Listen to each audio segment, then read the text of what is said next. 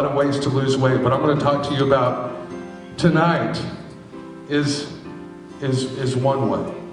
And it's the way that I've done it in a very natural way. Tonight was great.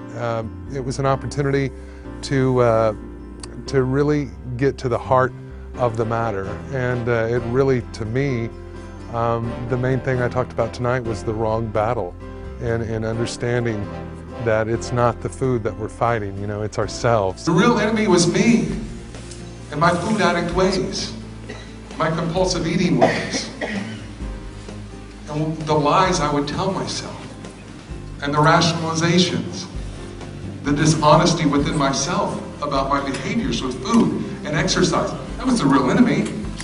It was me. Once you identify that food doesn't want to fight you, and you can develop this friendship with food, then that battle's over. You don't have to fight food anymore. Keep it as simple as you can. You focus on the real enemy. You start developing this friendship with yourself. So if there's no battle over here with food, and there's no battle over here with yourself,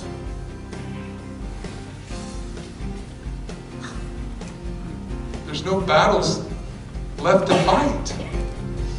I tell people all the time, I spent nearly 2 decades near, at, or above 500 pounds.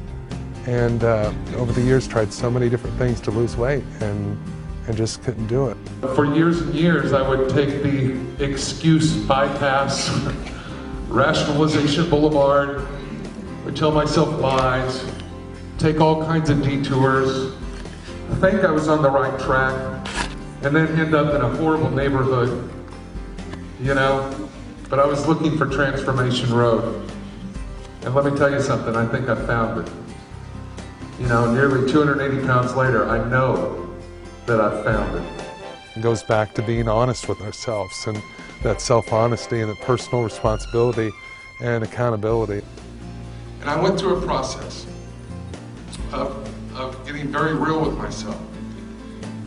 And about day 300, somewhere along there, I ran across something from Ralph Marston. This absolutely blew me away. And we realized something very powerful. We realized that nothing has held us back. No one has held us back but ourselves. And we have the ability to make good choices and to turn it all around. But it's these little things along the way that I had to recognize, and I had to call myself on. And I had to really learn how to do something that I never did before. If this was going to work, then that calorie bacon trust had to be very serious. I had to maintain the integrity of that calorie budget every day. When you start realizing that the life as you know it is going to start making some drastic changes, and that if you don't do something, you're not going to be the one controlling those changes, that's pretty scary. One of the biggest lies I would tell myself is I have all the time. I wouldn't quite say it like that, Sean, you have all the time in the world. But my actions were saying that. You know, I was telling myself, I've got time. I'll do it. Someday I'll do it. I knew this time had to be different. I had to get very real with myself. And that element right there, self-honesty, without that, none of this is possible. This makes it possible. For me, it was realizing that there were certain parts of my life that were not going to wait for me to change. So we got to identify the importance level. That's what I had to do. I had to identify the importance level. And so important is the better relationship with ourselves. But looking in the mirror and smiling and loving yourself and really being proud of yourself, you can't put a price on that. It's just amazing.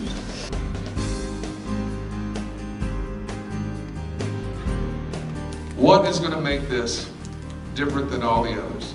I didn't know about any of this stuff on day one. All I knew on day one is I had to stay focused. And I had to talk to myself and keep myself on the straight and narrow. One of the things I didn't talk about tonight is the power of journaling. And you certainly don't have to write a blog, you don't have to, share it with the world, but being able to sit down with yourself, because ultimately, the writing is for you. And if you sit down and write out how you feel and write out what you're experiencing and write out your past experiences and what you're doing now, what you're doing differently this time, it can really help you get to the bottom of a lot of different issues. I know it has for me, and I write about it, of course, in my blog, but the power of journaling, that introspective thought, has changed my life. I'm a food addict, compulsive eater, an emotional leader. I'm that guy. So for me to overcome and to deal with these issues within myself and be successful at losing weight, I had to have a nothing is off limits approach. Because what it did was it taught me how to make better choices. It had to be natural, and it had to be a gradual evolution of good choices. As we do the best to stay within the bounds of our calorie budget, our choices naturally evolve. We learn all about portion control, the difference from the past attempts and now. So I was fighting the wrong battle. And what the Calorie Bank and Trust has taught me is that I can redefine my relationship with food. A lot of people say, well, there will never be a dent made in the obesity epidemic in America. And I say, you know what? Don't be so quick to say that. Whether you want to lose 20 pounds, 50 pounds, 100 pounds, 200 pounds, same thing. It's all relative to you. Form those motivating thoughts. Never let go. You can categorize your motivating thoughts into the super serious, dramatic, importance level motivating thoughts. And you can talk about fitting into a smaller car.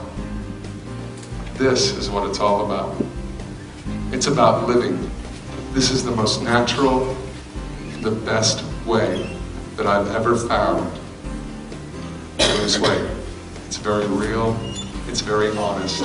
And I'm not an expert, and I've never said I'm an expert. I'm just a guy who along the way, losing nearly 280 pounds, have had these epiphanies. So that's my story. And in this whole weight loss journey has been about me choosing change before change chose me, because change was coming one way or another. And I just decided that I was going to stand up for myself and choose the change.